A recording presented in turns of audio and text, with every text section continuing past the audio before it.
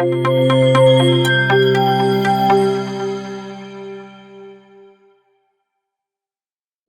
நம்ம பார்க்க போகிற ஹோமோஃபோன் வந்து ரொம்ப இன்ட்ரெஸ்டிங்கான ஒன்று. சோர். நம்ம தமிழ் சோறு இல்லைங்க, சோர் இங்கிலீஷ் சோர். இங்கிலீஷ் சோரில் என்ன வருதுன்னா SORE. I have a Chor throat, எனக்கு தொண்டை வலி இருக்குது. I have a Chor throat, அப்போ வந்து SORE சோர் வந்து வலி. இன்னொரு சோர் வந்து SOAR. தே சோர் ஹை, அவர்கள் மேலே பறக்கிறார்கள்.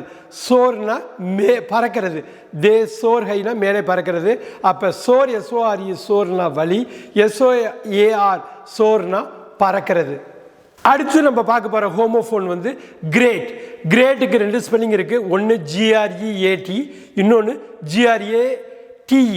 GREATனா மாமனிதன் மாரி. ஹீஸ் அ கிரேட் மேன், அவன் ஒரு மாமனிதன், மிகவும் பெரியவன், கிரேட். இன்னொன்று GRATE கிரேட்னா நம்ம வந்து வீட்டில் காய்கறியை துருவுறோம் இல்லைங்களா, தேங்காய் துருவுறோம், கேரட்டை துருவுறோம். Grating the carrot, grating the coconut, அது வந்து அந்த கிரேட் அதுங்கிறது வந்து துருவுறது. Grate the coconut, please grate the coconut for Meena, எனக்காக கொஞ்சம் கோகனட்டை திருவி கொடு, இல்லை கேரட்டை துருவி கொடு.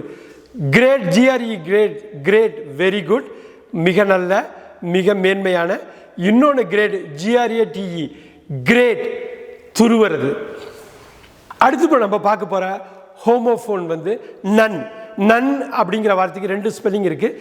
NUN நன், கன்னிகாஸ்திரி. NONE நன், ஒருவரும் இல்லை, யாரும் இல்லை, நன். Okay. there is a nun in the church. அந்த தேவாலயத்தில் ஒரு கன்னியாஸ்திரி இருக்கிறார். there is a nun in the church. at the same time there was none in that house. அந்த வீட்டில் யாரும் இல்லை. there is none in that house. there is none in that house-னா அந்த வீட்டில் யாரும் இல்லை. NUN நன் கன்னியாஸ்திரி, NONE நன், ஒருவரும் இல்லை. அடுத்து நம்ம பார்க்க போகிற ஹோமோஃபோன் வந்து இட்ஸ். ரொம்ப கவனம் கேளுங்க. இட்ஸ்னா ITSனு ஒரு ஸ்பெல்லிங்கு, IT apostrophe S வந்து ஒரு ஸ்பெல்லிங். எகெயின் ITSங்கிறது ஒரு ஸ்பெல்லிங் இட்ஸு, IT apostrophe Sங்கிறது இன்னொரு ஸ்பெல்லிங். அப்போஸ்ட்ரஃபி S இல்லாமல் இட்ஸ்ன்னு வர ITS, இட்ஸுங்கிறது அதனுடைய, அதாவது அதன் இல்லைன்னா அதனுடைய. இட்ஸ் நேம் இஸ் ஜிம்மி, அந்த நாய்க்குட்டியோட பேர் வந்து Jimmy. It's name is Jimmy அப்படிங்கிறப்ப ITS அப்போஸ்ட்ரஃபி வராது. அதே சமயத்தில் IT அப்போஸ்ட்ரஃபி S வந்து இட்ஸ்ன்னு படிக்கணும். இட்ஸ் அன் ஆப்பிள், ஆனால் அதை விளக்கமாக படிக்கிறப்ப it's ITIS, it is an apple. அப்படின்னா அது ஒரு ஆப்பிளாக இருக்கிறது. It's an apple. It's name is Jimmy, அதனுடைய பெயர் ஜிம்மி. IT அப்போஸ்ட்ரஃபி S அதுவாக இருக்கிறது. ITS அதனுடைய அல்லது அதன். அடுத்து நம்ம பார்க்க போகிற இன்ட்ரெஸ்டிங்கான ஹோமோஃபோன் லீக். லீக்னா உங்களுக்கு தெரியும், வழியுது, பைப்பில் லீக் இருக்குது, தெர் இஸ் அ லீக் இந்த பைப்புன்னு. LEAK தான் லீக்.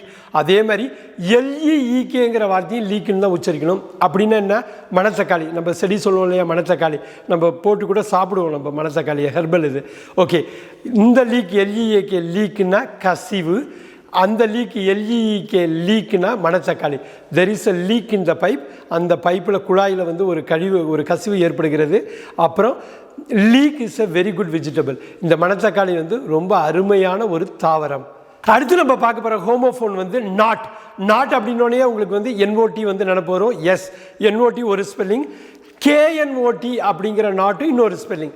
இந்த நாட் வந்து இல்லைன்னு அர்த்தம்.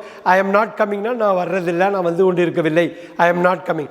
அந்த நாட் வந்து முடிச்சு. It is a tight knot, ரொம்ப டைட்டாக முடிச்சு போட்டிருக்கு. இது வந்து ரொம்ப டைட்டாக முடிச்சு போட்டிருக்குன்னா ரொம்ப கடினமான முடிச்சு போட்டிருக்குன்னு அர்த்தம்.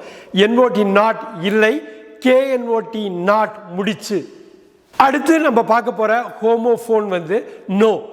நோன்னா உங்களுக்கு நல்லாவே தெரியும், NO நோன்னா இல்லைன்னு அர்த்தம். No, there is no pen here, இங்கே எந்த ஒரு பேனாவும் இல்லை, there is no pen here. அதேமாரி NOக்கு பதிலாக KNOWவும் நோ தான்.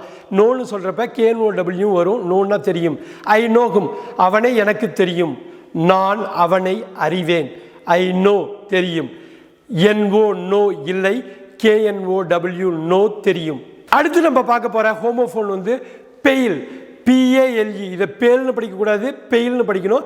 அதேமாரி PAILையும் பெயில்னு படிக்கணும். Pale PALE or PAIL. PALE பெயில்ங்கிறது பழுப்பான ஃபேஸ். ஷி பிகம்ஸ் பெயில் அப்படின்னா அவர் ரொம்ப பழுப்பாயிட்டா, ரொம்ப வீக் ஆகிட்டான்னு அர்த்தம். Pale, PALE. அதே மாதிரி bring me a pail of water, எனக்கு ஒரு பக்கெட் நிறையா தண்ணி கொண்டு வா. இந்த பெயில்ங்கிறது பக்கெட், ஒரு கண்டெய்னரை குறிக்குது. பெயில், PAIL, பெயில் பக்கெட் வாளி. இன்னொரு பெயில், PALE, பெயில் பழுப்பு.